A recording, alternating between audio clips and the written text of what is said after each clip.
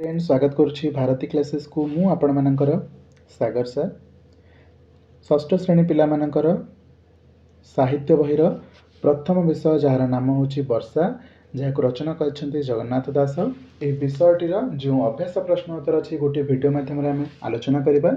तो आरंभ शेष पर्यंत भिडटी को निश्चित भाव में देखिए कहीं आम कंप्लीट क्वेश्चन आंसर जो अभ्यास प्रश्न उत्तर देते आम शेष करेंगे गोटे वीडियो माध्यम। तो आरंभ करने पूर्व जदि आपण मैंने आम चैनल को सब्सक्राइब करना चैनल को सब्सक्राइब कर रखु एवं पाखे थिबा बेल आइकन को क्लिक करके ऑल नोटिफिकेशन बटन में क्लिक करना जहाँफल प्रत्येक नुआ वीडियो नोटिफिकेशन सर्वप्रथमे पाइबे।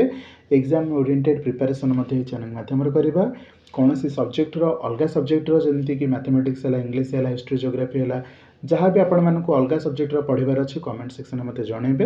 वीडियो को से पर्यंत आपण मैंने शेयर करूँ। चलते स्टार्ट करवा सीधा सड़क।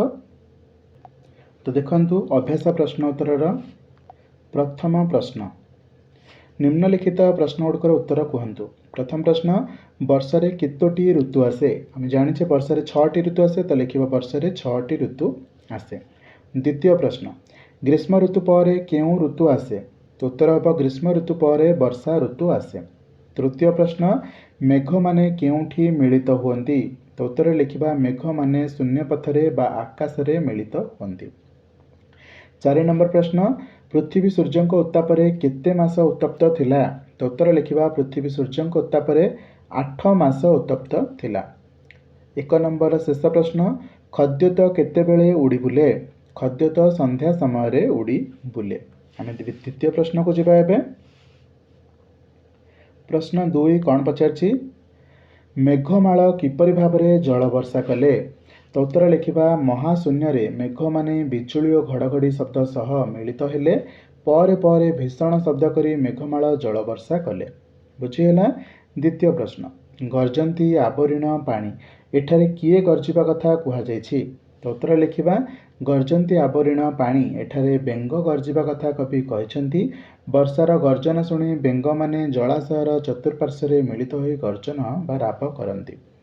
तृतीय प्रश्न यही कवितारे काहाकू राजा बोली कुहाଯାଇଛି तो उत्तर लिखा यही कवितारे पृथ्वी को राजा बोली कुहाଯାଇଛି। पृथ्वी विषय रे कौन नाम धरी कुहाଯାଇଛି मही मही माने पृथ्वी को राजा बोली कुहाଯାଇଛି। घ प्रश्न वर्षा ऋतु को सकल ऋतुंकर सार बोली कवि काहींकी कहिसेंती ना वर्षा ऋतुरे पृथ्वी शस्य संपद रे भरपूर होइथाए। वर्षा ऋतुर जलदान फल विभिन्न प्रकार खाद्य शस्य उत्पन्न हुए। प्राणी और उद्भिद जगतर जल कष्ट खाद्यभाव दूर हुए। तेणु कवि वर्षा ऋतु को समस्त ऋतुंक मध्य श्रेष्ठ बोली कहिसेंती। बुझीगला।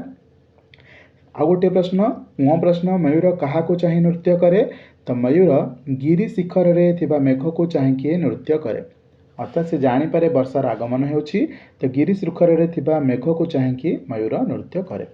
3 नंबर प्रश्न अच्छी सरलार्थ आशा करी सब को आपण मैंने स्क्रीनशॉट नहीं जाए। सरलार्थ प्रथम कौन पचार महीमंडल दुख चाही जल छाड़ा तोष हुई तो यार स्क्रीनशॉट नहीं जातु ये सब को आलोचना कले संपूर्ण भाव में समय जीव। द्वितीय प्रश्न को जीवा।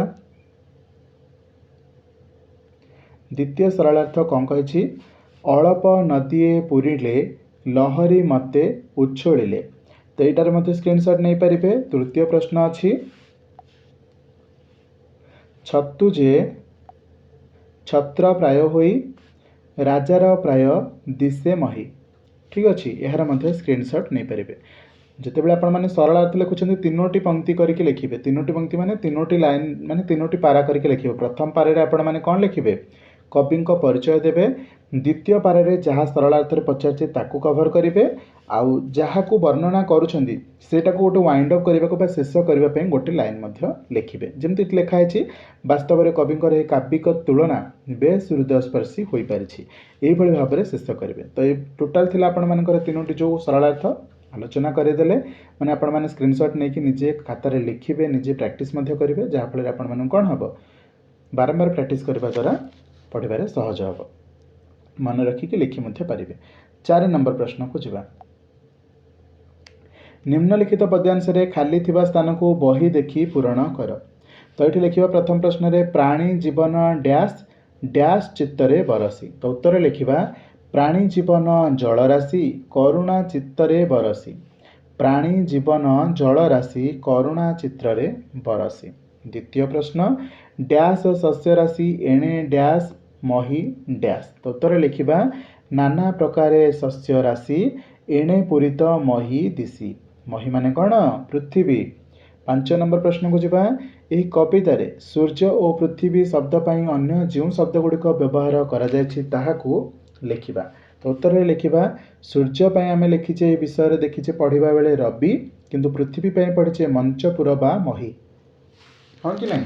तो ये शब्द को व्यवहार कर कवितार। तो उत्तर लिखिपर आम 6 नंबर प्रश्न को जीवा। कौन पचार बरसा शब्दर गद्य रूप होउछि वर्षा। ठीक से ही निम्नलिखित शब्द गुड़िकर गद्य रूप को लिखिबा। शबद देन अच्छी गरजी देन अच्छी बरसी ग्रीष्म तपत अळप ये सबूर गद्य रूप अति सहज अच्छी बस थरे मन रखिदेले हो। शबद है शब्द ठीक सेमती गरजी है गरजी गरजी है गर्जी बरसी है बर्षी। गद्य रूप माने कौन जोटा आम गद्य जो शब्द गुड़ा व्यवहार करछे पद्य कविता को छिंडेवाई बेले बेले बरसा वर्षा को आम बरसा लिखु कहीं आमको पद्य छिंडेबार अच्छी तेणुक से पद्य रूप कहगला। ग्रीष्मरु ग्रीष्म तपतरु तप्त अळपरु अल्प बुझीगला। एबे 7 नंबर प्रश्न को जीवा। आशा कर समस्त सब जिन मन रखुव निज नोट खातार लिखिक रखुवे। तले दी जाइथिबा शब्द गुड़िकर अर्थ सूचाउथिबा शब्द को बंधनी मध्यरु बाछिकी लिखिबा। मंचपुर एमान भितर क्या कहुई मर्त्यपुर को कहुई। मर्त्यपुर माने पृथ्वी पाई ही मंचपुर कहुई।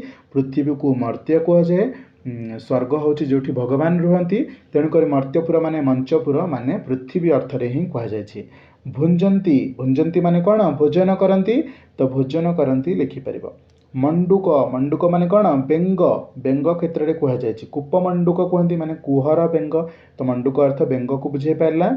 निशामुख निशामुख माने कौन निशा माने होची राति रात्रिर मुह माने जो प्रथमार्धरे रात्रि आसिया पूर्व कौन आसता है संध्या आसी थाए तो संध्या बेला लिखिपर। बुझीगला। मंचपुर है मर्त्यपुर भुंजंती माने भोजन करती मंडुक माने बेंग निशामुख माने संध्या बेले बुझीपार। एवं चलतु 8 नंबर प्रश्न को जीवा।